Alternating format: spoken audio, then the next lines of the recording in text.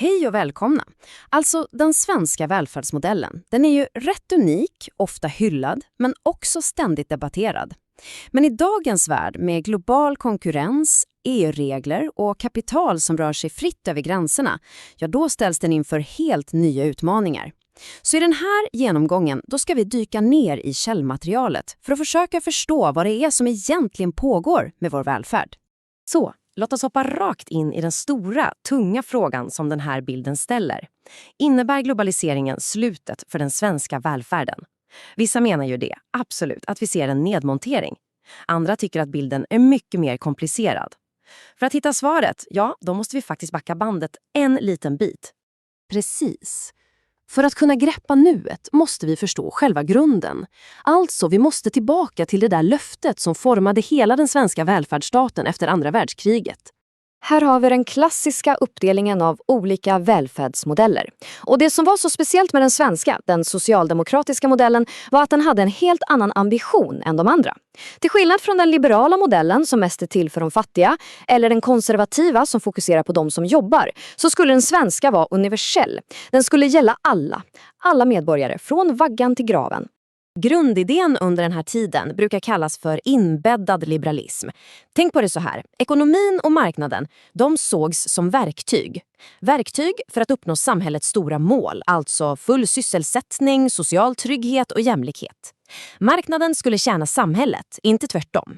Och det här var ju en slags social kompromiss mellan arbete och kapital som la hela grunden för decennier av välfärdsbygge. Men den här ordningen varade ju inte för evigt. Under 70-talet började det skaka rejält i grundvalarna och en helt ny världsordning började växa fram. Ja, på 70-talet kom oljekriserna och med dem något som ekonomer kallar för stagflation. En riktigt giftig cocktail av stillastående ekonomi och hög inflation på samma gång. Och det här skapade ju en växande misstro mot den gamla modellen. Folk började fråga sig, är staten verkligen lösningen eller har den kanske blivit problemet? Och det öppnade dörren på vid gavel för en helt ny ideologi. Och det illustrerar den ideologiska förskjutningen perfekt. Vi gick alltså från en idé där marknaden var inbäddad i samhället till en idé där samhället förväntades anpassa sig till marknaden. Värden som jämlikhet fick maka på sig för konkurrenskraft och effektivitet och sociala rättigheter. Ja, de tonades ner till förmån för mer individuellt ansvar. Det var mitt i den här nya världen som Sverige på allvar öppnade upp sig för internationella krafter. Något som skulle förändra hela spelplanen för svensk politik. Så, 1995 gick Sverige med i EU. Och även om EU har väldigt lite direkt makt över svensk socialpolitik så är det indirekta inflytandet jättestort. Tänk ekonomiska regler, budgetdisciplin, fri rörlighet. Samtidigt har vi organisationer som OECD som genom sina rapporter och rekommendationer är otroligt duktiga på att sätta agendan för den politiska debatten i alla medlemsländer. Och just OECD var en riktig nyckelspelare här.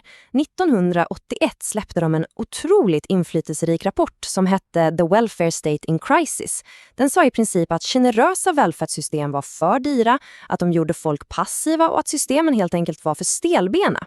Det här var ju precis den ammunition som den nyliberala ideologin behövde för att motivera reformer och nedskärningar. Och allt det här leder oss fram till en central teori. En teori som många fruktade skulle bli slutet för hela den svenska modellen. För tänk efter, om kapital och företag fritt kan flytta dit där skatter och löner är som lägst, hur ska ett land som Sverige då kunna ha kvar en ambitiös och dyr välfärdsstat? Går det ens ihop? Det här är exakt vad teorin om race to the bottom eller kapplöpningen mot botten handlar om. Logiken är ganska enkel. För att vara konkurrenskraftig och locka till sig internationella företag så måste länder sänka sina kostnader. Och det innefattar ju skatter, regleringar och inte minst utgifterna för välfärden. Den här karikatyren fångar ju den där känslan perfekt. En tävling där den som vinner är den som snabbast kan montera ner anställningstrygghet, pensioner och löner. Det är en ganska dyster bild av globaliseringens baksida. Men är det verkligen det som har hänt?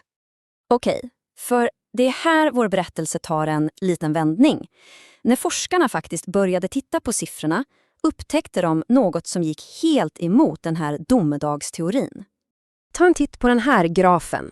Den visar Sveriges totala offentliga utgifter som andel av hela ekonomin från 1995 och framåt. Om den där race to the bottom-teorin stämde, vad skulle vi då förvänta oss att se? En kurva som stupar rakt neråt, eller hur? Men det är ju inte alls det vi ser. Visst, det är en nedgång precis efter 90-talskrisen, men efter det har utgifterna legat förvånansvärt stabilt. Källmaterialet är glasklart här. Argumentet om en kapplöpning mot botten, i alla fall när man ser till de totala utgifterna, det håller helt enkelt inte. Verkligheten säger något annat. Så, den helt avgörande poängen är den här. Välfärdsstaten kollapsade inte. Istället genomgick den vad forskarna kallar för en omkalibrering. En fundamental omställning av hela sitt syfte och sin funktion. Men vad betyder det då omkalibrering i praktiken? Om det inte handlar om mindre pengar, vad handlar det då om? Låt oss kika lite närmare på välfärdens nya ansikte. Den här tabellen den sammanfattar skiftet klockrent. Man kan säga att vi har rört oss från welfare till workfare. Målet är inte längre i första hand trygghet, utan nu är det självförsörjning och att folk ska jobba. Statens roll är inte längre att skydda medborgarna från marknadens upp- och nedgångar, utan snarare att anpassa och utrusta oss för att kunna konkurrera på den där marknaden.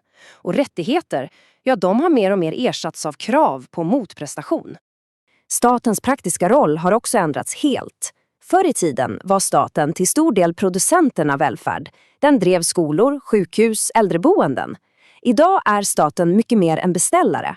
Den sätter ramarna, visst, men sen köper den upp tjänsterna från en hel flora av aktörer, både offentliga och privata. Så slutsatsen blir alltså att den svenska välfärdsstaten har överlevt trycket från globaliseringen, men den är inte samma system som förut. Den har anpassat sig, den är trögrörlig men ändå formbar. Den har, kan man säga, bytt DNA från ett system för social trygghet till ett system för nationell konkurrenskraft. Och det där lämnar oss med den stora, avgörande frågan för vår tid. När vi pratar om välfärd idag, vad menar vi egentligen? Är det primära syftet att skapa trygghet för oss medborgare eller är det att göra nationen mer konkurrenskraftig i en global ekonomi? Den frågan, den finns det inget enkelt svar på och den debatten är långt ifrån över.